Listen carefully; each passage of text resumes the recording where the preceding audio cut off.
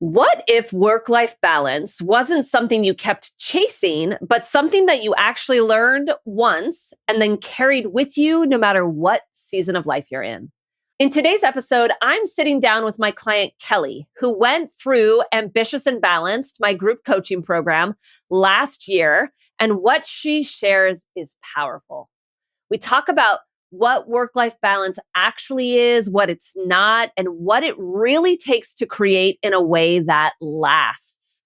We came up with a phrase that I absolutely love called forever balance. Because once you understand the principles that I teach behind work life balance, you no longer feel like you're starting over every time life changes.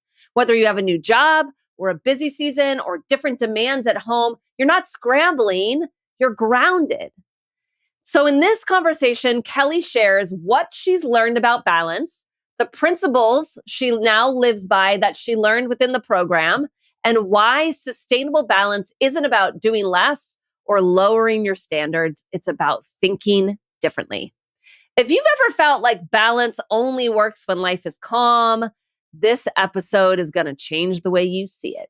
You ready to talk about forever balance? Let's get to it.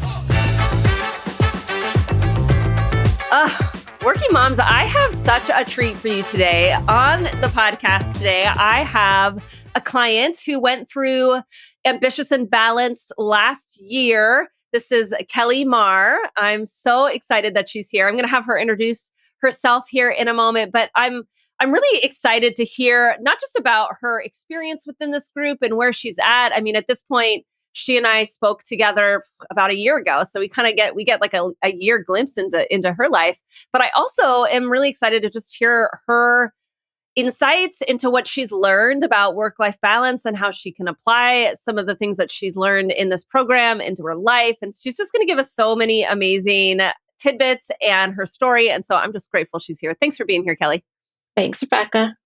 Tell us a little bit about yourself, everything we need to know. So I'm Kelly. I am a mom of two girls, 10 and 6, very active and ambitious girls as well. I'm also an architect and recently, during the process of Ambitious and Balanced, principal of our firm here in Ithaca, New York. I love that. Did you know that was coming before we started working together? Knew it was coming, but that was partly the reason I think I jumped into Ambitious and Balanced too, was like trying to figure out for myself what that could mean in my life. Yeah, yeah. And if you could, I would imagine, like, can I really make this work? Right? Yeah. I think that's really true of a lot of women that I speak with that are, I mean, because we're all like mid-career here, right? That's a lot of who listens to this podcast, a lot of my clients. We're in that mid-level in our career or midway through where opportunities like this should be coming your way, right? Like you've put in a lot of the groundwork into your career at this point, and if you want to be moving forward and getting promoted and reaching some of those next levels, it also happens to coincide with some of the hardest times of parenting. Yeah. And I think people get really worried about going to the next level in their career because of the impact that they fear it would have on their personal life, right? Is that where you were sort of at as well?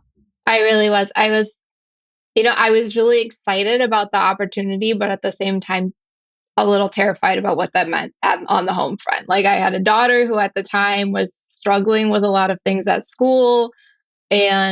But I was also really excited about the opportunity to jump into this role and take on that added responsibility and trying to figure out, like, what does this mean? Does it mean I'm having to, abandon more time at home and bring somebody else into our lives that's going to fill my role at home? Does it mean that I can't take the position because I value too much my time at home and I don't want to do that? So a lot of those questions were spinning through my head at that point in time.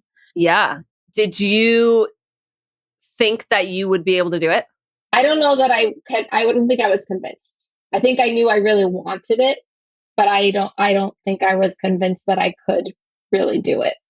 And really at the time, I thought that myself and someone else would get parallel, like would both kind of take on the role together. And that I would have a counterpart who I would be able to kind of give 50% of it Mhm. to, Mhm. which didn't end up happening. So I think, yeah, I think having not gone through ambitious and balanced and really figured out how to make all of this work, having the other person drop out, I don't think I would have thought I could do it. Oh, interesting. So this is like somebody else that in the work front that would have been Yeah. another partner with you essentially as you took on ownership. Yeah. So okay, so then let's go back a year from today because that's kind of what you're telling me is like you kind of hint there was a hint at this and you knew that you weren't going to be able or you didn't think you were going to be able or at least where you were not equipped at the time to figure out how you were going to be able to balance life and take on added responsibility in your work. That's what you're saying, yeah. Yes. Yes. Yeah. And a lot of guilt about it, I think. Oh, yeah, tell us about that. I think what I learned through ambitious imbalance was how to set the parameters and the boundaries and really like put all of that to paper to solidify for myself what I really wanted and how I wanted it and let go of some of that guilt because I was feeling like either I'm going to be feeling guilty because I'm going to be in the office more time and not at home enough or I'm going to feel guilty because I'm leaving the office at or different time than some of the other partners. So I'm going to feel guilty about not being in the office the same hours. Yeah, So I think going through the process helped me figure out that like I can do this. Like I really can have the tools, set the boundaries, not have the guilt walking out the door at four yeah, o'clock or, say, this night, twice a month, I'm not going to be home until 7 o'clock and everybody at home is going to be okay. yeah. I think a lot of that was what I worked through with ambitious and balanced. I think that's so true of a lot of women when we think about up leveling our career. Like we really are flooded with so much guilt either direction, right? Yeah. And feeling like I can't win. Yeah. Really, I'm going to feel guilty no matter what because I'm not going to somehow be living up to some invisible expectation I'm setting on myself Yes. on some level, right? Yeah. Yeah. And And I think yeah. even being open to other people telling me this and believing it. Like I think, from for instance, my husband saying like, well, I can pick up this thing and that thing if you can, if you need it. Like, I don't know if a year and a half ago I would have believed it. I've probably been like, there's like, you can't do like it's my Oh, thing. I have to do that. interesting. Yeah, Or yeah. just like believing it for myself because I internally wasn't at a place where I could believe that fully. Interesting. Yeah. So you started with telling us a bit about putting pen to paper in terms of what Hmm. you wanted and why. Tell us a little bit about that process and what you kind of gained from that. Um, I think a lot of reflecting on what I really enjoyed in life and what I really, in my heart, felt was important to me versus what in my head is important to me Oh, sometimes. interesting. Yeah. Yeah. Like not always listening to the messages in my head, but more the messages in my heart. But also, I think pen to paper helped me have something more concrete versus kind of retooling daily. I know at one point we talked about is session, setting your part of your work to home, but also just in general, like put it on paper, and then the next day you go back to that. You're not making the decision in the moment because the decision in the moment is more reactive. So I think a lot of that was I thought a lot of that putting pen to paper was me not being reactive and changing that message for myself day to day or week to week. Like, no, I did a lot of work on this. So I know this is true and this is what I really want and I have to stick to it. Yeah, yeah. I think that is for me that clarity process of putting pen to paper about the things that are important to me and my priorities and why they matter. I think I experienced the same type of kind of confirmation. I would say is what you're saying, right? Like a level of certainty on some level because our brain does question things all the time, right? We are inundated with everything from social media and culture and familial expectations and all these things out there, right? That are inputs to us that are telling us this is what should matter to you, and this is what being a good mom looks like, and this is what being a good partner and doing good in your job looks like. And so without your own version of that like written down somewhere on some level, your brain keeps like wondering, and it keeps in this cycle of like, maybe that is really the most important thing to me, maybe I should be spending more time with my kids doing that, or maybe I shouldn't be focused on this promotion right now, or whatever it is, right? And so then when you put pen to paper though, and you have these moments of decision making in little ways in life, like what you're prioritizing in your day to day, or what you're prioritizing in big things in life, right? Then you have something to come back to that says, no, this is what's important to me. Like, I've put words to this like inner part of me that matters. And it feels very aligned with that. So I don't need to question that. Yeah. Right. It Yes. kind of calms down your brain, doesn't it? Yes, it really does. And I also think, to your point of like social media and things, having gone through the process with, boundaries and affirmations and more positive internal thinking, I've also found myself doing a better job of like filtering out some of that messaging too. Like I don't need to listen to this. Like That's them. This this is is me not over here. helpful. This is Right. not, yeah. Yeah. Yeah. Yeah. If it doesn't fit into your like matrix that you created for yourself, you're easier to like dismiss it and say, I don't even, that doesn't even matter to me. Right. Like that matters to you. Great. Yep. Not to Yeah. me. And let it go. I think there's a lot of power in that, right? There's a lot of There, power in that. yeah. So I love that. Did you even realize that you needed to put pen to paper on some of these things? On some of it, no. I think I like some of it I was kind of doing, but I think the pen to paper helped me process why better, and also some of the things I hadn't even considered. Like I like one of like my hours at work, I think were easier for me to put to paper because that was something I was kind of more or less doing, especially during the time we met. We were kind of going into summer with summer camps, which is always a whole thing. So I was like, okay, I know what those hours have to be because they are set for me. Yeah. That's just what it is. But I think some of the other priorities about what me time looks like, what's energizing for me, what helps me reflect and make decisions, like that kind of thing. I wasn't expecting, and I hadn't really thought about. It was a little bit social media driven in that I knew, like, okay, a lot of these things that I'm seeing on social media are not really me time to me, but I don't really know.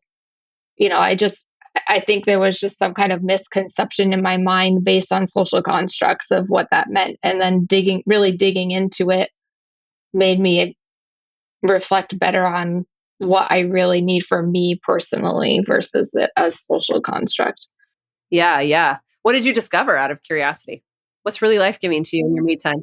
I think outdoor time, movement, even though like I don't need to go to the gym every day, but like I was at the time taking a walk every day at lunch, and I was just kind of doing it out of habit and because of some other people at work. And I was like, no, I really need that. Like if I don't do that, I can feel the difference in me.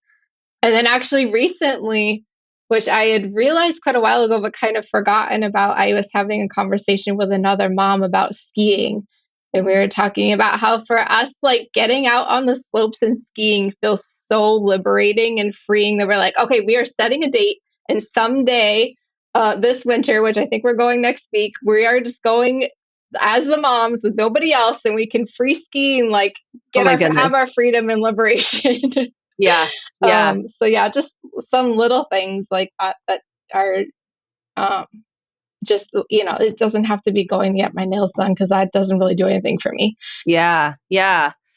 Figuring it out for you and committing to that. That's so much of what this program is about. It's like a container of space for you to sort of figure out what matters to you, Yeah. why, what your goals are for you, what you value, and then learning how to get that into your calendar, like literally it's not even making space, it's deciding, it's like priority first calendaring, right? It goes in your calendar first and then you learn how Hmm. to protect it. Yep. Yes. What did you learn about that process of like, so we've discovered, now we I actually was have to commit.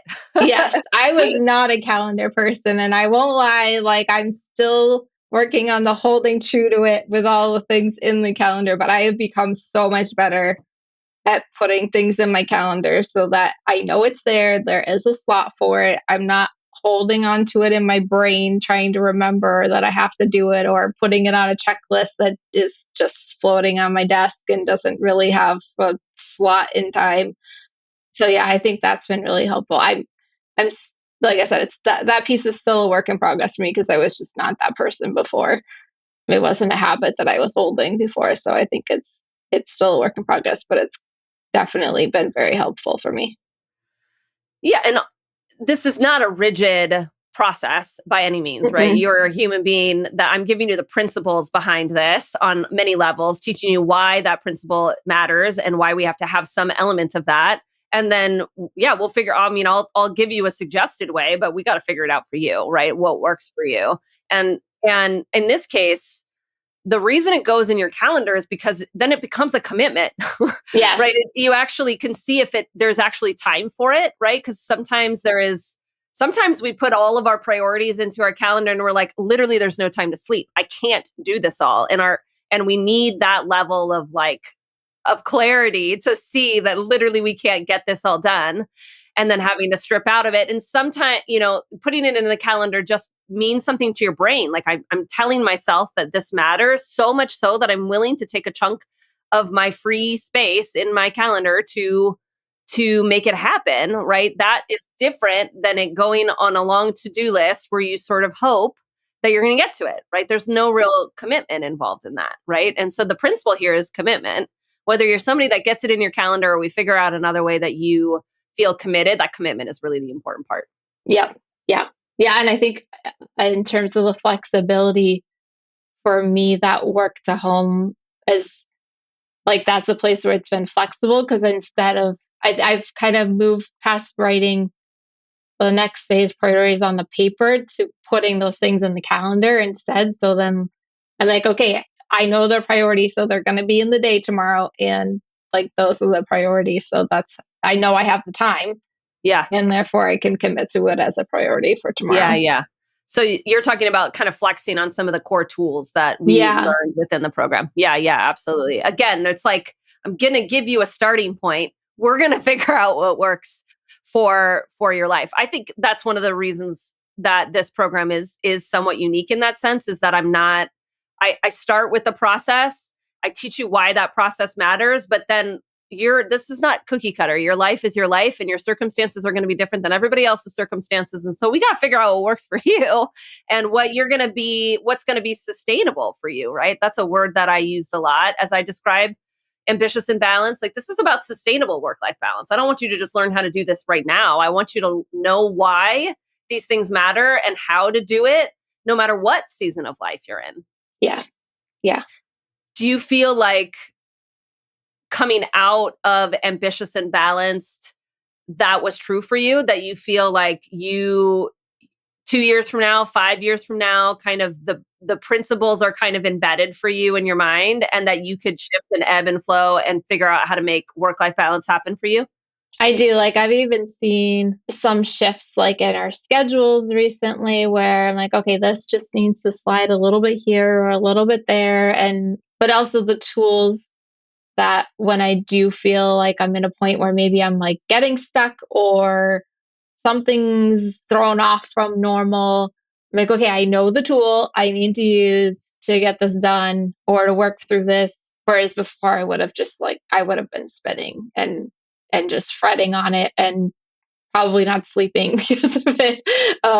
So yeah, I definitely feel like the tools are clear like you're saying, they're sustainable in a way that there's flexibility within the tools to make it work during different times and different seasons. So yeah. Yeah. So you ended the program in summer, is that right? Yes. I'm trying to remember August, maybe. Maybe August or July Yeah. or something like that. And then we kept meeting. The group kept meeting monthly right after that, and so our kind of last monthly meeting we had was in December. And so you and I must have talked about this time last year, right? It was around the Yeah, time I that think you it was were. about this time I reached out to you last year when I was, I had come across I think we talked about this when I started the program because I pulled out a notebook and I was like, oh my goodness, I just found my notes from when I watched my first webinar of Oh, Rebecca's in like 2018 or something oh like my that. gosh. And That then is it was, amazing. yeah, I was kind of like hit or miss on podcasts between then and last year. And I kept getting the emails. So seeing it pop up there. And yeah, I was at this phase of life last year where I felt like I'd also done therapy for, I think about 2 years. And I was at a point where I was like, okay, this is a little different. Like I don't need really therapy. I more need something related to being professional, but also being a mom and not taking some of what I've learned about myself in therapy, but then building on that. And so, yeah, I think I reached out about this time last year, knowing that the next Ambitious and Balanced was coming up and looking for something, I think also in more of a group setting that I was excited to have some others to bounce ideas off of, hear other people's experiences, not kind of working in my solo silo, questioning like, is this just me? Or how are other people doing this? Or any of those kind of questions. Yeah, yeah. Do you have a lot of other moms around you that are in a similar, not maybe not doing the same thing, but have full-time jobs, super committed to that, also momming at the same time? I know there's a lot of women that join my programs that are like, this is just not the world around me. Like I'm not surrounded by these kinds of women. And Yeah, I that mean, I have a handful where I'm in a college town, so there are a lot of like working professionals. college Yeah. related professional women. But I think the other piece of it for me, like when I started therapy, I was considering quitting my job altogether and being a Mm, stay-at-home mom, and then I yeah. realized that was not for me. And then by the time I came around to this last year, I actually felt like I was kind of losing some of those people because of where our kids are in their lives and I don't know, maybe price of daycare and other things. Like I knew more moms that were actually stepping back Hmm. at a point where I Doing was what you were going considering to do. stepping Yeah. forward. That Yes. was hard for me too. Like, am I really doing the right thing? Like Yeah. I have these other moms around me who are actually stepping back and working less versus, That's how I'm they're considering managing it, taking, right? yeah. And that's clearly not what at least your hunch was. That's not what you want to do. Right.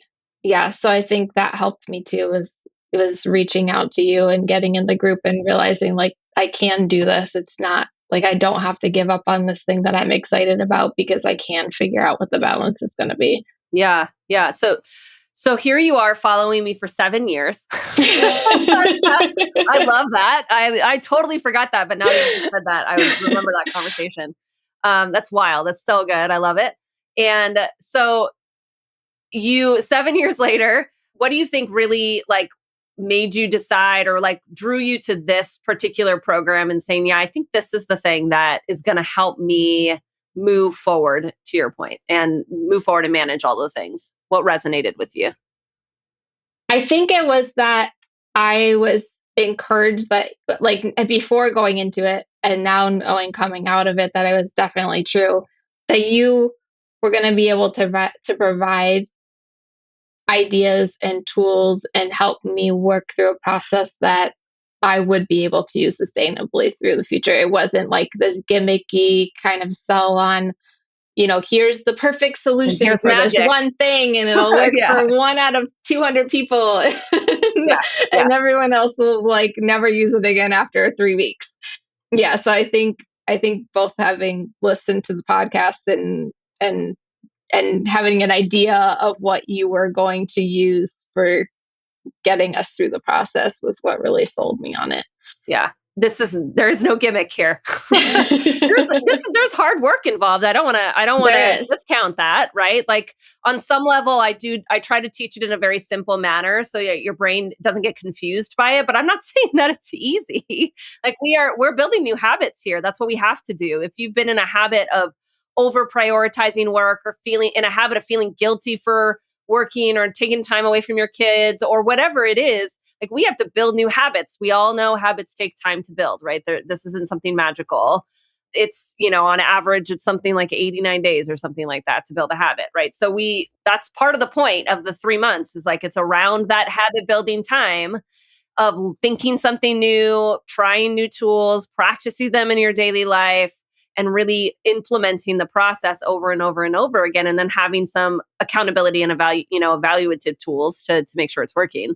Yep. Yeah. I was going to say the same thing. Like, I think had it not been the 3 months, and did we not have the group to help hold ourselves accountable and each other accountable, and also share, different ways that things are working and not working for each of us. I think it having gone through the whole 3 months and me meeting weekly really helps solidify a lot of that. And I'm excited to keep doing the unapologetic, because I think that is going to help keep reinforcing it through the future, where it really becomes habit that is not a second thought about it. It just is what you So do. good. Yeah. For because I haven't really talked about that here on the podcast much to the listeners, which is fine. But unapologetic is the kind of graduate group, if you will, that I offer to my clients that have coached with me. And so it's a way to keep the coaching going, to meet together monthly for workshops and for coaching and for goal setting and all the things. Like, it has all the support that you need sort of as a graduate of the program. And so, yeah, that's an opportunity for everyone. So you're not just like cut off after 3 months, right? Like, you have a way to sustain some of the process, to keep yourself accountable and all the things. So I'm so glad that you're a part of that, and choosing to engage in that. I'm really curious, in your own words, if you were like talking to somebody that was where you were at, a year ago, how would you now describe what it takes to create a life that feels balanced to you in a sustainable way? I think clarity is a big piece of it. Be like working through being very clear about what you really want, and what's most important to you and what you really value helps set you up for success. Because if you're kind of wavering around, it definitely makes it harder to find that balance. And then using the tools like the daily kickstart and the work to home, to reinforce those things on a daily basis as a daily habit, just is a really good reminder. And retraining. It's been a lot of retraining my brain and retraining my messages to myself through the process to be okay making certain decisions in order to keep that balance. Like, for last night, for instance, we finished dinner and I literally just like got up and went in the other room with my kids. Where a year ago I would have been like cleaning up the table, making sure all the dishes were done, making sure like 18 other things on my mental list that was not on paper were getting done, instead of being like, okay, this is my half an hour with the kids that we have dedicated time without all of the to-dos, that I can just walk away and not feel burdened by the fact that the dishes are sitting in the sink and I can get to it later. Ah, I love that. So yeah, I Yeah, think I love that. that was a lot of it for me. So good. Do you feel like some people hear that? I think would hear that. I've had some conversations around this, and this is like the prime example of it. Leaving the dirty dishes out and then going to go spend time with your kids, right? The kids, and some uninterrupted time with them, some focused time with them is the priority, right? But Hmm. you also want the dishes to get done. And Right. so, do you feel like you lowered your expectations? Is that how you would describe it? A little bit, or I put less weight on those things, I guess. Yeah. And also, I'm trying to think of the best way to put words to it. Because I don't think it feels good to say that we've lowered the expectations. No, Right. I think because I'm still getting the things done. I think Right. I think I've let go of the weight of it in my brain. Like, I know that it's Mm. there. I know that it has to get done. I know that it doesn't have to be Right now. done perfectly. It doesn't need to be done right now. It doesn't Yeah. need to be done in a like specific, I'm not the dishes necessarily, but other things. Like, I don't have to do it in a very specific way that I was Yeah. necessarily doing it before, that maybe was overdone. And I can just let it go and come back to it later. Whereas before it would have been sitting in my mind, Mm. Yeah. Like And not being able to repeating really the let it message to go. me, like the dishes are sitting there, the dishes are sitting there. And now I'm like, I can put that aside and focus and then come back to it later. I think that's Yeah. the biggest thing There's is so just, much more like control, right, yes, over what you choose to do and what you choose to not do, and not yeah, feeling like it's controlling you, your to-dos and your list and your the expectations are kind of controlling you, yeah, right? yeah. Yeah, Like I've decided that I have like certain times that are priorities with my kids. And if, something happens and I get a 5-minute break, then yeah, I can run and throw a couple dishes in the dishwasher, run and throw a little laundry in the washer. But sure, if sure. not, I've held this amount of time and I know that that's what it's for. And there'll be time Yeah, later to do the other things. yeah, so good. I love that. So in your words, you said in terms of like the process of balance or what you know about that is it requires a lot of clarity. Hmm. Deciding that means deciding ahead of time that you are not going to get clarity unless you literally step back in some form or another, whether you're joining a program like Ambitious and Balanced, or you're reading a book and doing the exercises in the book, or Yes, you're just sitting down with a journal and reflecting day after day after day. You literally have to step back from your life and you have to gain some clarity over what in your mind. What do you think you have to gain clarity over? over what your true values and priorities are, and Yeah, then values, priorities. and the specifics of them. Like I knew my kids were important to me, but specifically what was important and what times were important and what activities of us, maybe not even activities per se, but like what that time looked like in Yep. term for me, like that was the clarity for me and the specificity that got me past the Mm. spinning and worrying about it that I was having before. Yeah, got it. Okay, so you have to give yourself a container of space to reflect. Obviously, you chose to do that within this guided program, Ambitious and Balanced. You also need to retrain your brain Hmm. to be what? What do you need to retrain your brain to do? Be Or positive, set yes. boundaries. Yeah. Don't let those things creep in that you know are either not helpful or are distracting. Yeah, I think that's a lot of it is Yeah. keeping those things that are not helpful out Getting them out, and right? trying to get more of the helpful things in. Yeah. I call that like, I call it your inner cheerleader, right? Well, that's what we're Yes. building inside of you. We're building a voice that's supporting you and your decisions, not poking holes in why your decisions might be wrong or what you should be doing or telling you all of your faults all of the time, right? Yes. We're not going to get rid of that altogether, but we want to have more of an inner cheerleader than we have an inner critic, Yes. right? And Yes. so that's the kind of retraining of your brain. And then lastly, you need to have some daily habits that support those things, right? The program has two really key daily practices. The daily kickstart happens in the morning. The work to home transition happens between work and home. So your afternoon. There's others there as well that you can lean into, but something that isn't just like, I thought about this once and now that's it, right? Like this is learning that this kind of a new way of life, right? Like in order to maintain your priorities, you have to have space that you give it every day to kind of think about it. It doesn't have to be much, but it does have to remain top of mind in some form or fashion in order for you to stick to it. Agreed. Yeah. Between the daily kickstart and the work to home transition, I'm curious which one was more like the most helpful to you? Mm, I would say, I think early on the daily kickstart. Because that's a lot about retraining your brain, right? So that one is Yes. where that one focuses.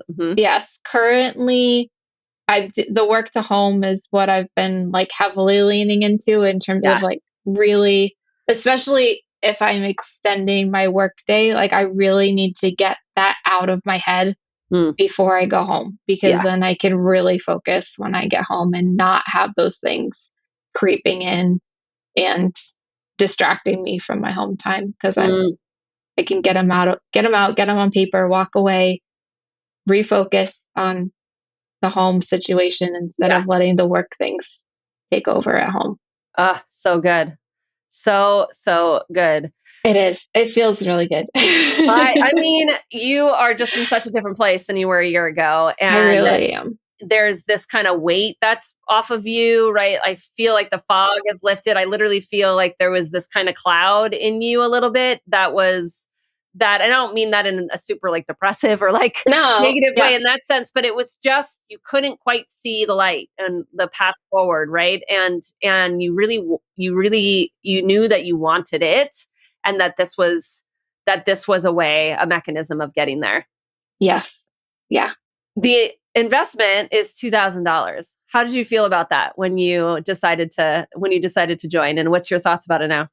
I knew that I needed something that had a value that was going to carry me forward. Like I said, like I didn't want something that was, I knew it wasn't going to be something that I would do for a week and then it would never resurface again. Like it would just be a total waste of my time and energy and the money. Yeah. And I think it's been totally worth it. Like I would definitely do it again in a heartbeat and recommend it to other people. Yeah, especially at a point where, I'm a professional and I'm not, I will say there was a point in my life where I was severely struggling for money. And at that point, I would have been A bit harder. a little Yep. bit harder, but I still think it was worth it. And I would have, reached out and tried to find a way to make something happen because it's definitely worth the investment in the long run. Like I've saved I probably would have spent way more than that in therapy had I not done anything and gotten to this point and felt completely overburdened and lost and also it's just given me the freedom of my mind to be able to keep moving forward. And yeah, it's just definitely worth the time and energy and investment. It's the forever balance. I It love that. is. It It's the is. forever, it's an investment in forever balance. So good. What would you tell anyone that's listening that has heard about this program, is like teetering, whether just they're not sure if it's going to work for them or they're worried about the money investment? Like what's your words to them? I would say reach out to Rebecca because I'm sure she will help you find a way. Um, and it is work. It takes time. You really have to like put the time in your calendar to show up every week. And I'm so glad I did because I could have also missed half the sessions of Ambitious and Balance, and I don't think it would have been the same for me that Yeah. it was in the end. It's that first step in putting things in your calendar and having it be there. Deciding it's a commitment, that this goal is your Deciding it's a forever balance commitment. is a commitment. Yep. Um, Yep. but I think give yourself the confidence, believe in yourself enough to like take that step Yeah. and therefore give yourself that forever balance because it's a game changer, but at the same time it's building on who you are. It's not trying to change you, it's not trying to mold you into something different. It's reaching into yourself to It's really pulling out the get best your in own you. priorities. Yeah. Yeah. Yep, absolutely. I love that. And I hear it from a lot of women, like, I don't have the time, I don't have the time for this and all the things. I get it. I understand. I mean, that's why you're here, right? That you're probably overworked and overscheduled and overcommitted, and this is one more commitment. And yes, that is true. And what we're saying is that the practice of forever balance is learning how to decide what your priorities are, commit to them, get them in your calendar, and then follow through. And so this is going to be your first act of doing that, right? Yeah. You're not going to do it perfectly, but that's why I'm here, to help keep you accountable, to help evaluate, to figure out what's working, what's not, and help you get over the hurdle of not prioritizing yourself, your goals, your needs, and all of the things. So this is the first step. You get to decide that this program is going to be the mechanism of you learning how to do it. Yes. So Yes. not just what you're going to learn in the program, but just the act of committing to the program is going to do it too. Yes. Yep. So Yep. And it amazing. Of becomes a new habit. Once you're in it and course you it gets build on easier. it, Yeah. it gets easier. So good. Oh, Kelly, thank you for being here and for sharing Thank your thoughts you. and being honest about the process and everything that we learned. Like, again, you're just in such an amazing place. And I'm so excited for you and your Thank you. promotion and all of the things. And obviously we're gonna be together a long time. I can't I hope so. 2018. If So not, I'll just I call just you love it. because So fun. So fun. I just had, I mean, my son was probably like a year and a half at that point. I mean, woo, there's yeah, been a lot of life. there's been a So lot of life. there's been a lot Yeah. of life. Amazing. Thank you again. And all right, working moms, until next week, let's get to it. One sec before you go. I want you to know that every woman who has ever transformed their life inside one of my programs started the same way. One session, 30 minutes, just the two of us. In this strategy session, we cut through the noise of your life and get specific about what's actually driving your overwhelm. You walk away with one concrete thing to do about it, and most women tell me this is the clearest they have felt in months. I've opened up a few of these mental load reset spots exclusively for podcast listeners for $9. If you've been listening and thinking, I wish I could chat with Rebecca without making any sort of coaching commitment, this is the next step. And it's the one that makes everything else start to make sense. There's a link in the show notes. Grab your mental load reset spot, and I'll see you there.